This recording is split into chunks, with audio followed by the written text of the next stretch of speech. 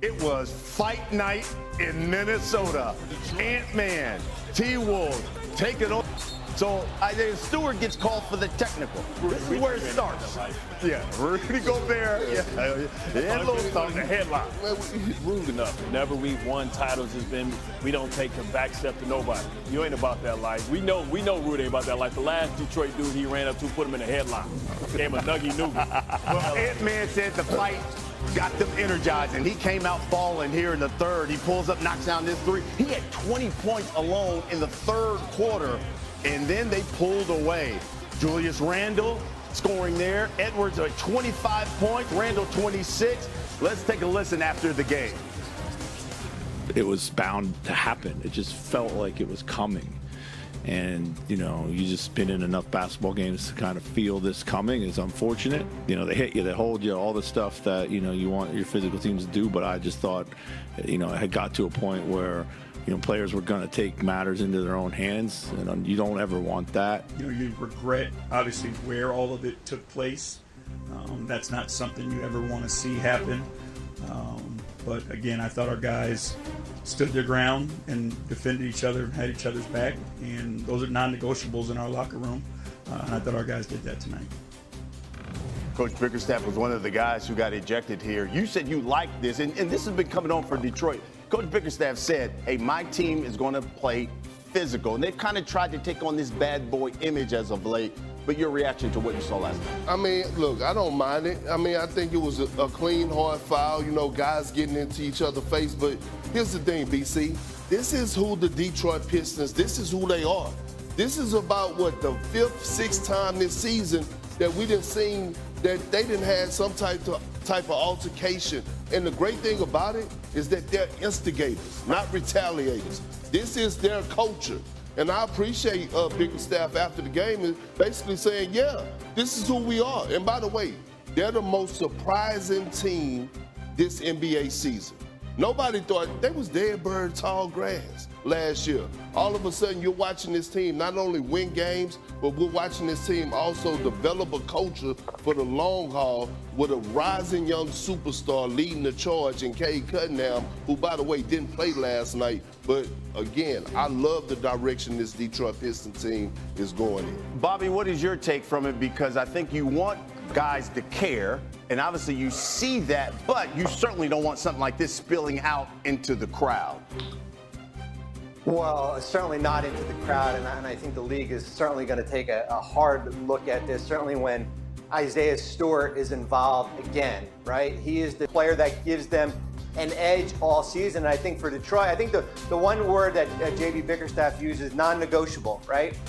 If their guys get pushed around, they're going to push back again, but now it's a matter of we're late in the season here. Detroit's jockeying for position. So is Minnesota.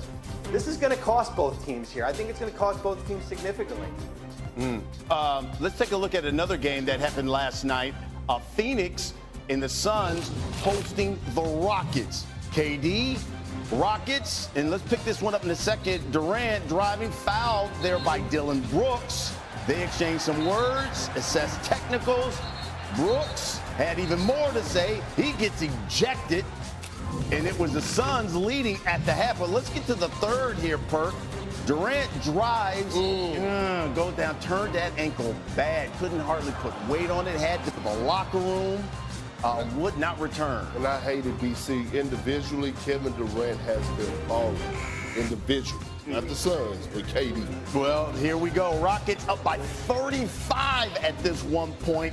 And they, look, Green had 33. Rockets win 148 to 109. You take a look at here. Houston maintains a 2-game lead over the Nuggets for that 2 seed. Timberwolves, they're trying to claw their way into one of those top 6 seeds. They're outside the playoffs. You want to talk about that is the Suns. They are 1.5 games behind the Kings for the last play-in spot. I guess the question here, Big Perk, you look at KD, they already said he's not going to travel on their 3-game road trip at all. We only got like 6 games left. Should they just, is he done for the rest of the season? Yeah, this season is a wash. They might as well shut Kevin Durant down. Outside of, the Philadelphia 76ers, the Suns are the biggest disappointment, second biggest disappointment in the NBA, and there's no reason to bring KD back. You can just tell, man, the energy is off, the spirit is off. They're so inconsistent, and this is the prime example of a team that plays individual basketball, right? This is not a team, and I've been screaming and harping, about this for us. No leadership, right? This team hasn't had a leader since Chris Paul. We thought Devin Booker was going to be able to take that leap from coming back from the Olympics. He talked about he wanted to be a better leader. We didn't see it out of him. Obviously, KD don't want to embrace the role of being a leader. So, if I'm the Phoenix Suns, yes, I sit Kevin Durant down for the remainder of the season, especially the way that the Dallas Mavericks been playing of late since Anthony Davis has come back. I don't think they even have a shot to get in the play-in. Wow. Bobby, are they done, you think? At 11 o'clock last night on March 30th, the Phoenix Suns season officially ended. And it didn't end with the Kevin Durant sprained ankle. It ended when they basically laid down to a Houston team last night and basically had no fight. And I'll say this, Perk said they're the second biggest disappointment. They're the biggest disappointment this season. They're at least were healthy this year. Philadelphia wasn't here. And they have nothing to show for the Kevin Durant trade except for 2 playoff wins. That's it. And they're going to be sitting home in about 2 weeks from now. Interesting. We're going to talk a whole lot more about the NBA here in the show.